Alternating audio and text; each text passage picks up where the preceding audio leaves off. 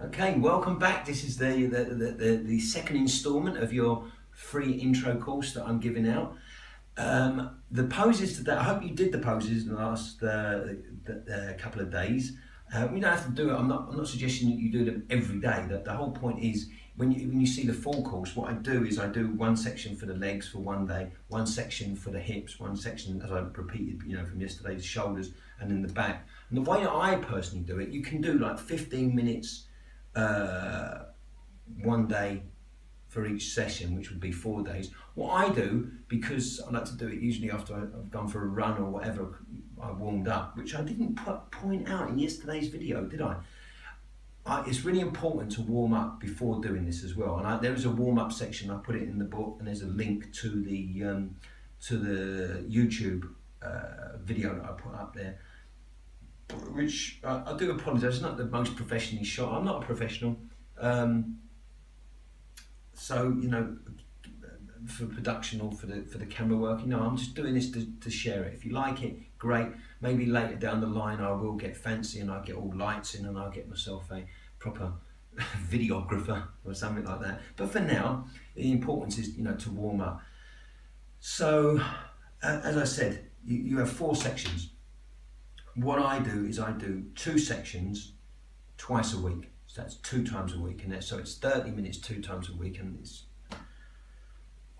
for my health, for my well-being. Because I base my health regime on 4 pillars: suppleness, stability, strength, and stamina. Okay, and obviously diet as well. But I'm about the actual physicality on there. Yeah? So if I had to choose one of those, well, I'd probably be stability. I was going to say suppleness because otherwise you'd be like a sloth in bed. Okay, so after stability, I shot myself in the foot there, didn't I? After stability, obviously, if I had to choose any, strength, stamina, they're all important. All right, but suppleness is important because my old landlord and friend, Jim Merriweather in New York, where I used to live, Jim is incredible. He's 80 something and he's like a little chimp because every morning he does his flexibility. He calls them stretches. Remember, I don't call them stretches. You'll see that in the book. Stretching, tension.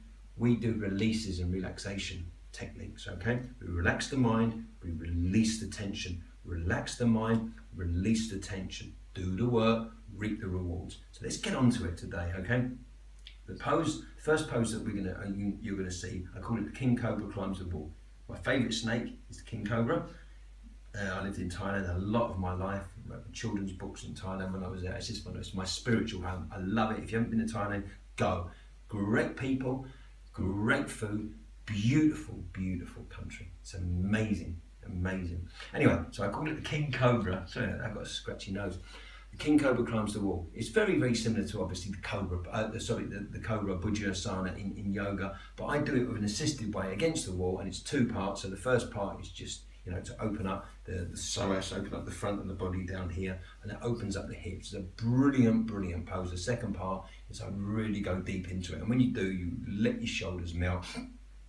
So the whole pose is allowing you to open up the shoulders, open up the back, open up the front of the body, and open up the lower back and the pelvic area. It's phenomenal. You're going to love it. Okay, but remember, with all these poses, the fundamentals, 90% of the pose, 10% is setting the pose, getting into the right place, and then with the breath, being respectful to your body and going to your limits, not beyond them and injuring yourself. Okay, so don't blame me if you overdo things and injure yourself. Use the wisdom of your head. You know how to do it. It's like driving a car. Do not drive your car like a lunatic. Okay.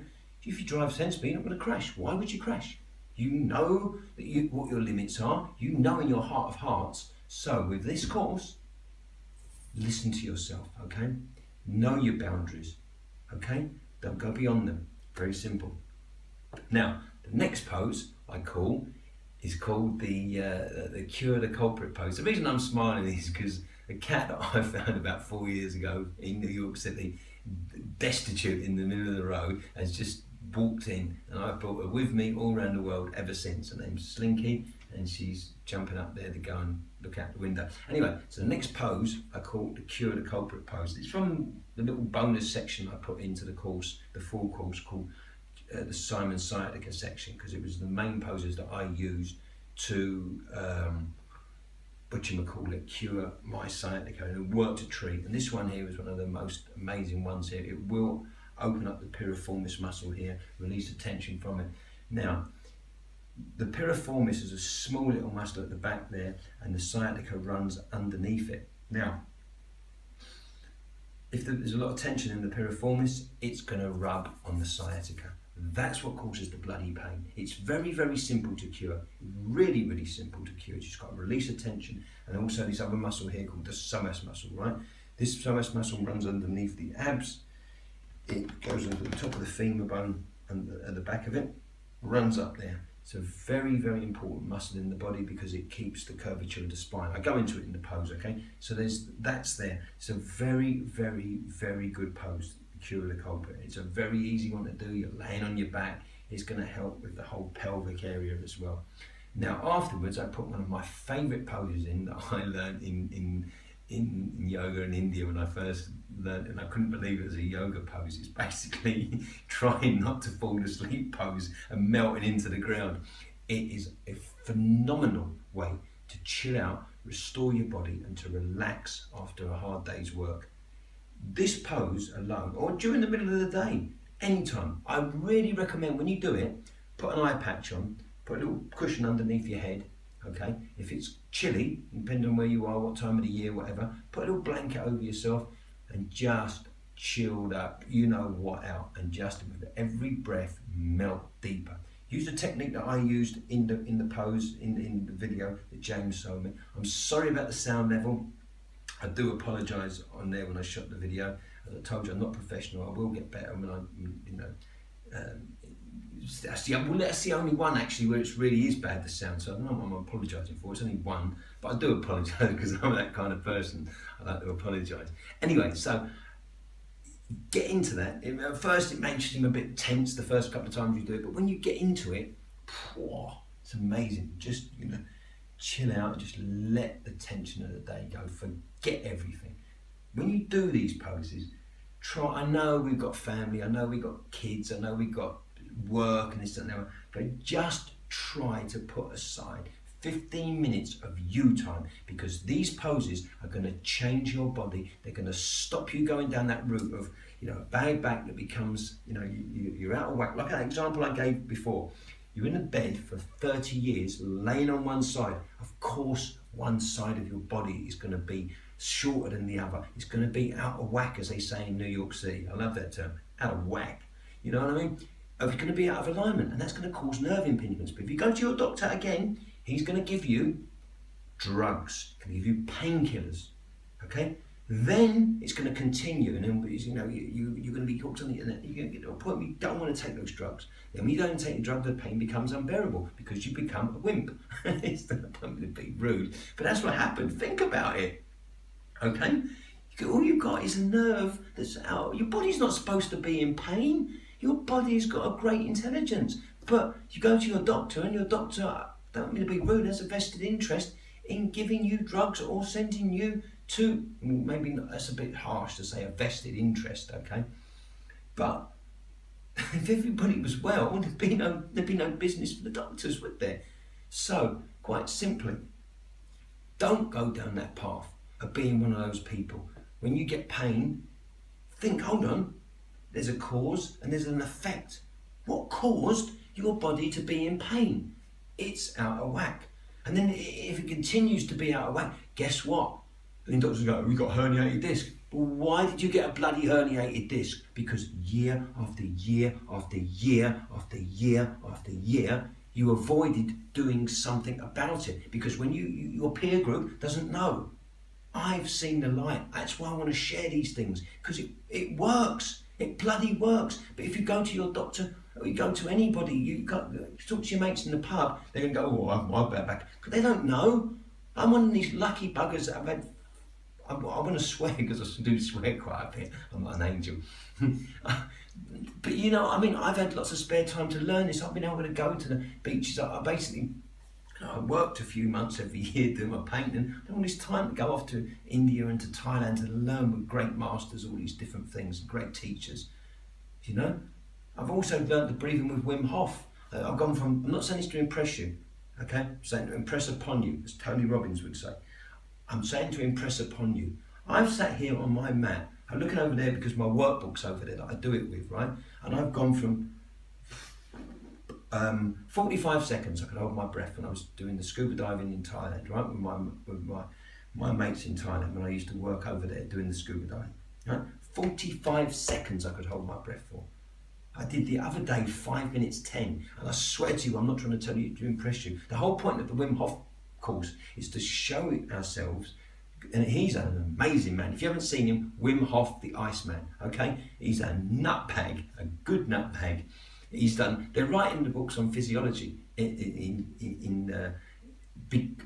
rewriting them because of him. He can control his autonomous nervous system. They said it's an impossibility.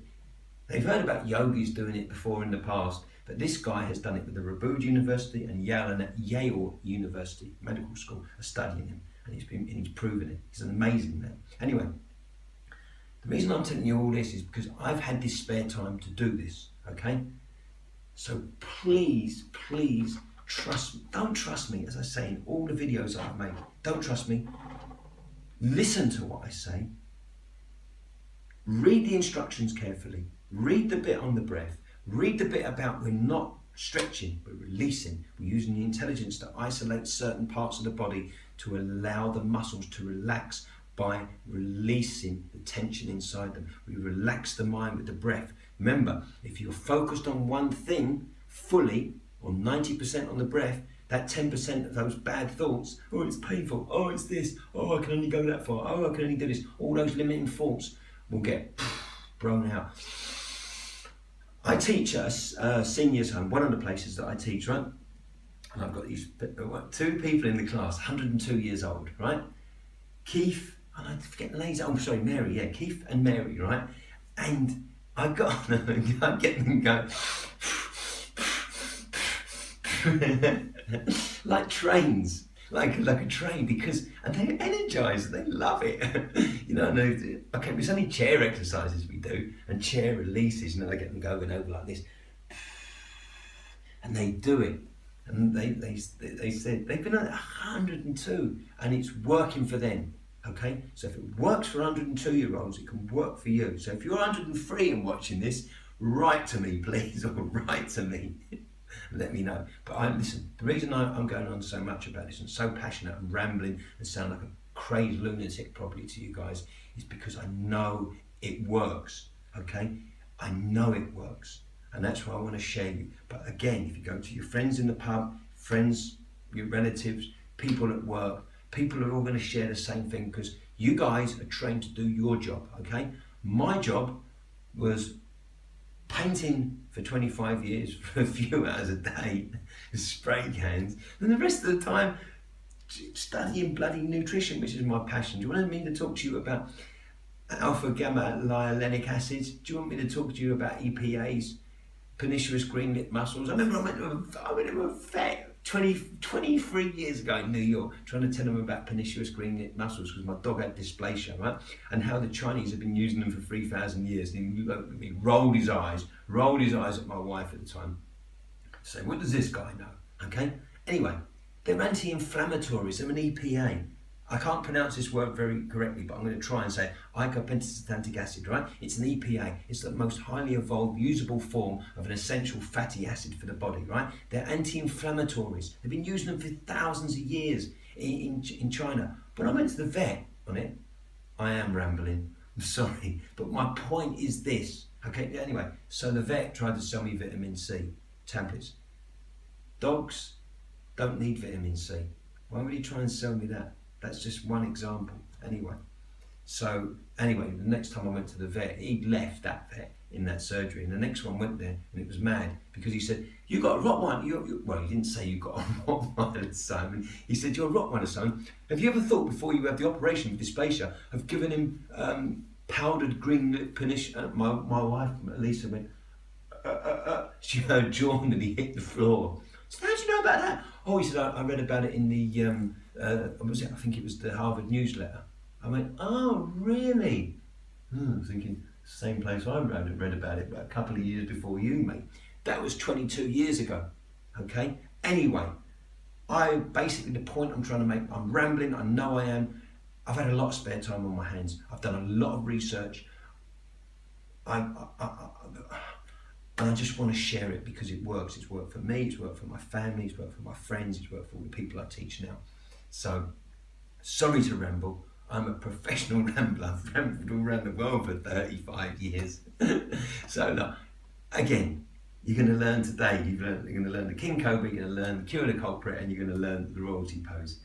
The last session that I sent you before was the dancer, the garland, the office works, and the lightning bolt. Great relaxation pose at the end. The royalty pose, you're going to love that as well. I hope you like these, and I hope you go on afterwards and you've done these poses, do the work, do them for about 3 or 4 weeks, see if you like them. If you like them at the end of that time, come along, come and get the full course. You'll love that as well. I mean, there's 20 odd poses in the full course. I'm really getting to the breathing on there. Please do the work, reap the rewards, be respectful of your body while you do it, okay?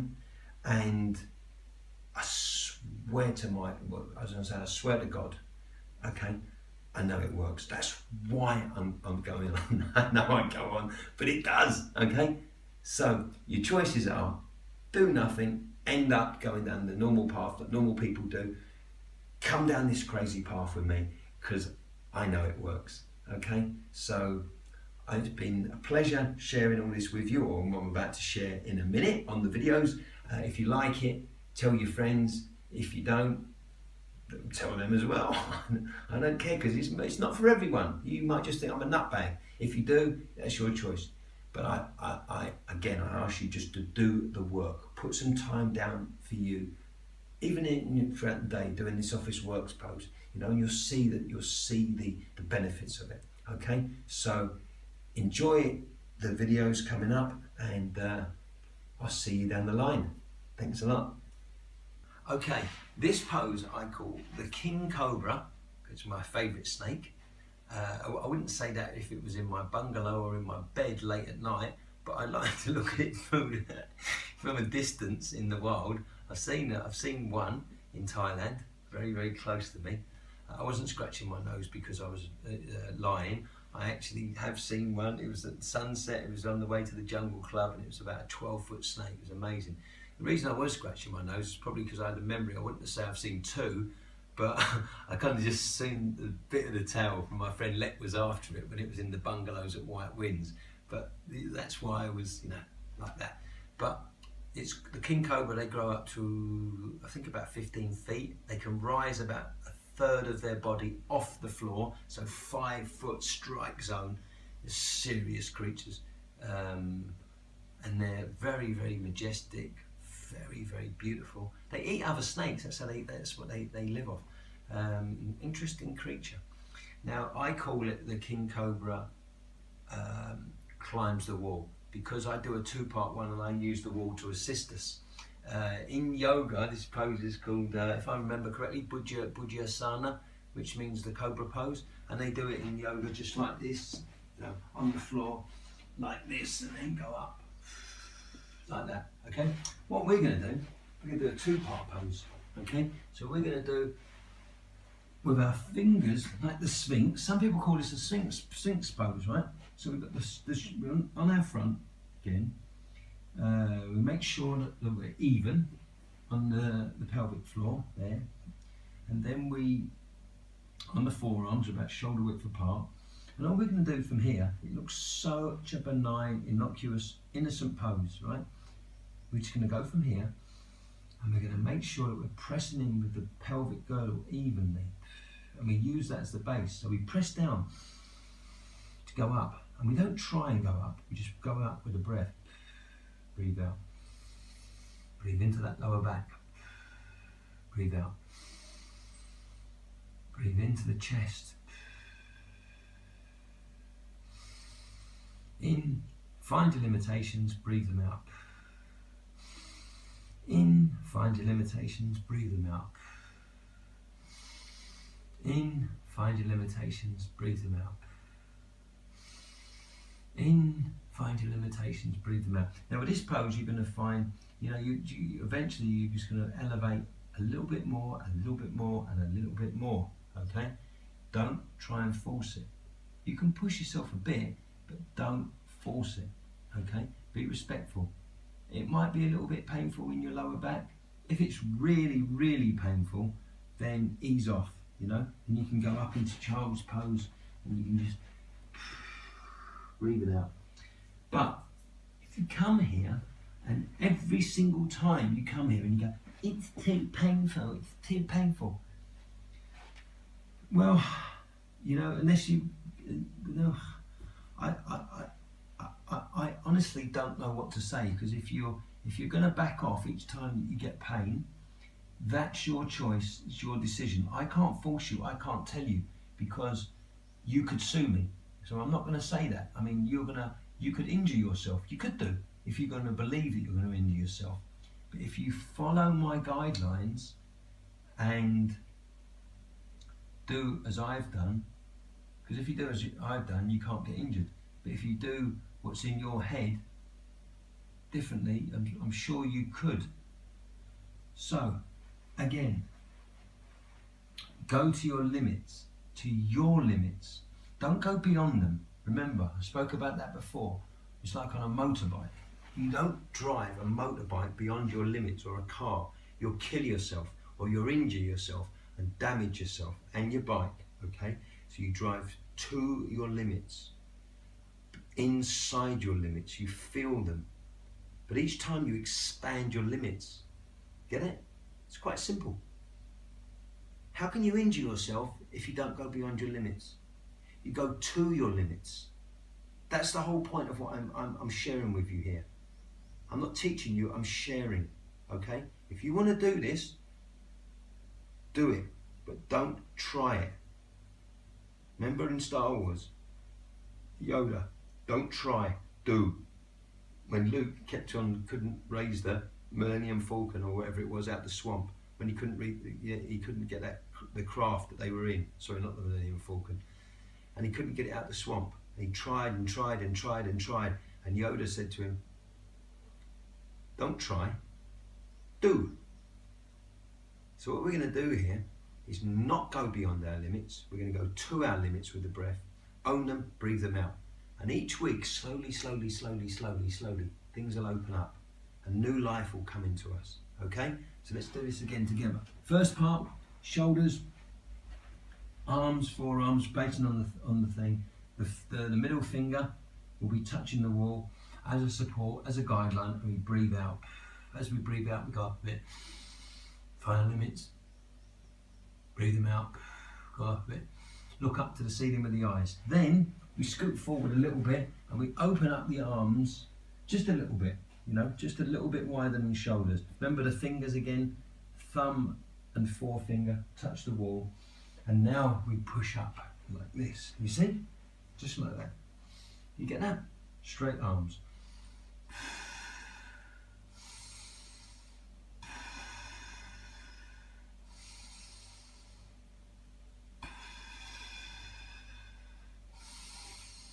Find your limit. This pose is great because it's really going to open up the psoas muscle, which is a very important muscle at the front of the body, which runs underneath the pelvic. It runs in the pelvic region, but it goes from the top of the femur bones, top of your thigh bones, up into the lower portion of the spine, and it's responsible for correct spinal posture. And it helps to release the tension in there.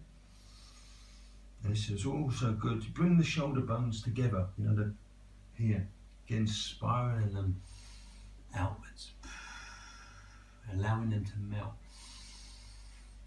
Breathe in, fine. I scoot forward to make it harder as I get warmed up.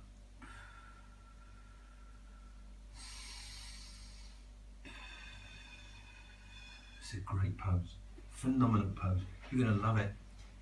It will be hard at first. You will feel pressure in your lower back.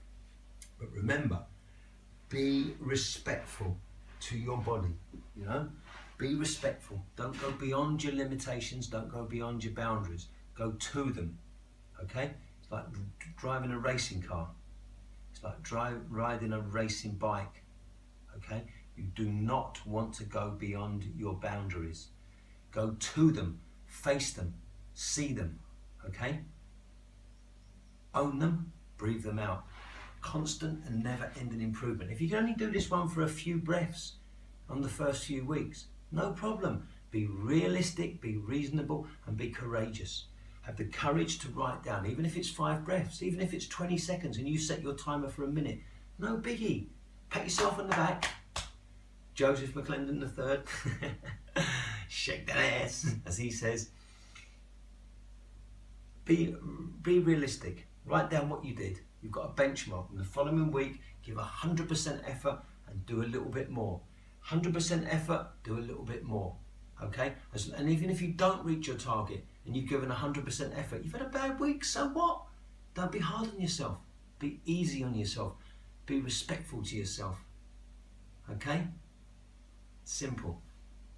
You've done the work, you will reap the rewards. It's inevitable. It's the law of nature. Okay? You're either growing or you're dying. It's your choice. See you in the next pose. Hello. Right, this pose I'm going to share with you now, I call the culprit pose. Now the reason I call it the culprit pose is because the culprit of sciatica, or one of the big culprits, is these small muscles at the back of the pelvis here, underneath the glutes and the TFLs at the side, which is what are called the piriformis muscles. Now, in the West, we sit in chairs and we huddle over desks. In the East, I know it sounds a bit like hippy-dippy, but in the East, in Thailand, in India, and a lot of countries, people sit more on the floor. They eat food like this. They sit in like a half lotus, or they cross the legs like this, or just anywhere like that, and they eat the food on the floor and everybody shares. Now, subsequently, the back of the hips are more open, and the piriformis, all the side muscles of the hips, etc. Now, we in the West, because we're sitting in chairs or we're driving a lot, our piriformis they shorten a bit. I'm not saying they shorten, but they tighten up and they hold tension there, and it throws off so many things. And add to that the psoas muscle underneath here, hunched over and shortened all the time. It's no wonder that so many people have lower back problems.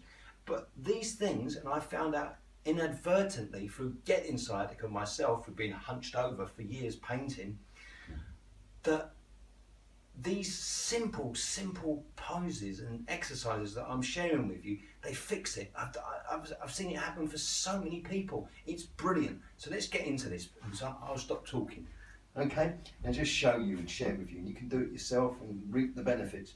This pose is going to be a wonderful foundation for the next one that's really going to help. Okay, so again, the culprit pose, okay? So here we go. I pull up my right leg, left hand underneath, right on top, just below the knee. And we're going to change the breathing here. It's just going to be in, out, in, out. And we're going to pump the leg about 5 to 10 times. Now, do it slowly, still being respectful of your body. And the whole idea is to pump the knee as far up the chest, towards the chest as you can, feeling any kind of limits, and just breathing them out. It's good. Then we'll do that on the other side. This time we'll put the right hand on the bottom and the left hand on top. There's a reason for the second part. So breathe out, breathe in, breathe out. Breathe in, breathe out. Okay, now we're really getting to the exercise now. So that's the warm-up. That gets all the 17 odd muscles of the hip and pelvic region warmed up.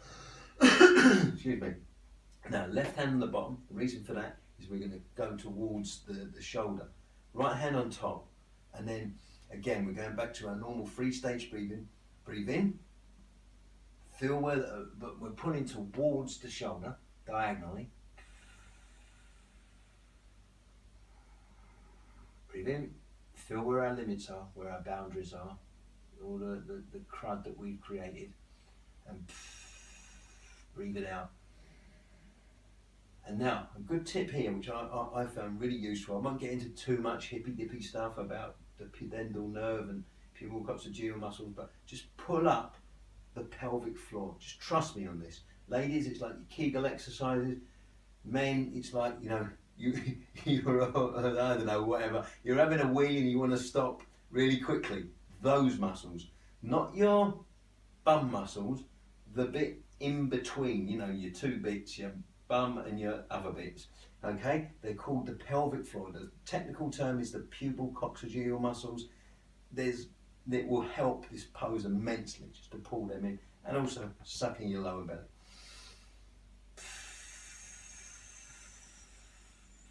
Now, I haven't set my timer, I'm just demonstrating this to you.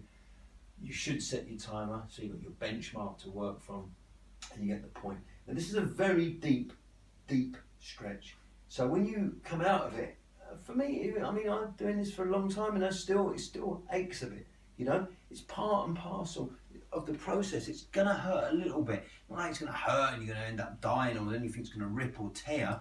As long as you're honourable to your body and you listen to the breath, you let the breath guide you to your limits. Feel where they are, own them, because I didn't create them, your mother didn't create them, the guy that delivers your UPS parcels didn't create them.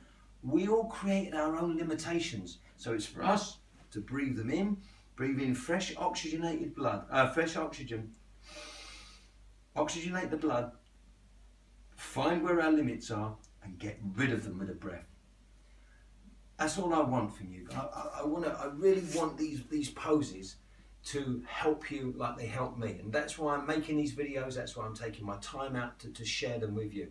That's what it is. So please do the work and get the rewards, get the benefits of what's going to happen. Okay?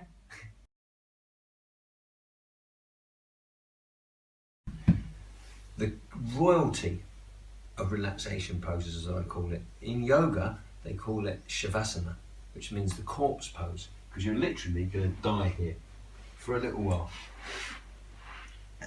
And I tell you what, if you did actually die here, I wouldn't mind dying here. It'd be a great place to die. It wouldn't, I mean, because I've got responsibilities in my life, and I'm sure you have as well. But I mean, if it was a case of actually dying, I can't think of too many more comfortable places to do it than this particular pose. So all we're going to do is just basically lay back on our backs, and we're going to put the cushion underneath our head, just here. Don't have to. Put the eye patch on and chill the you know what out. Each breath going deeper. Each breath, the intention out. Remember, this time it's not a 3-part breath. It's just a simple 2-part breath. In, out. In with the good, out with the bad. In with the new, out with the old stuff that doesn't help us. In with the good stuff, out with the bad stuff. Now, this pose, I think the way it was taught now, I'm not 100% sure because it was so long ago, but I think it was, and I want to accredit it to him anyway. It was a gentleman that I met. I had the honour, the pleasure, the luck, the real pleasure of meeting. He's a great, absolute gentleman, a phenomenal yogi, very, very well respected in the world of real yogis. He teaches in New York. His name's James Murphy. He also teaches Martha Stewart, of all people. I've seen him on the television the other week. He's an incredible guy. He's very, very knowledgeable. He knows about anatomy. He knows about the precision of yoga because he's a Iyengar teacher, and he's just a good guy, a good human being. And James Murphy. And I think it was him that taught it this way, about the Shavasana, about your ankles releasing, then your shins, then your knees, and the tension going from the quads, the top of the thighs, the pelvic girdle. With each breath, you let that area relax. So you relax the ankles, breathe out all the tension in there. Release the shins, breathe out all the tension in there. Release around the knees, release all the tension there. Release, relax. Thighs. Release, relax the hips, pelvic girdle, sexual organs. Release the belly, the abdomen, the stomach.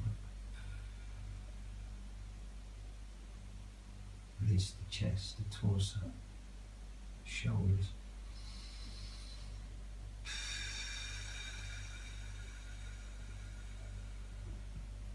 You don't have to breathe as noisy as me. Release the arms.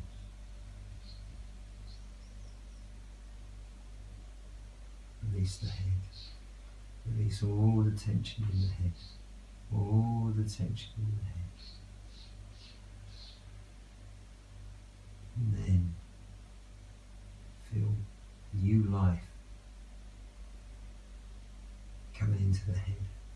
Clean, powerful, positive, enabling, enriching life to come up into the head and into the shoulders. With each breath, each area of the body enlivened, enriched, new life, new energy.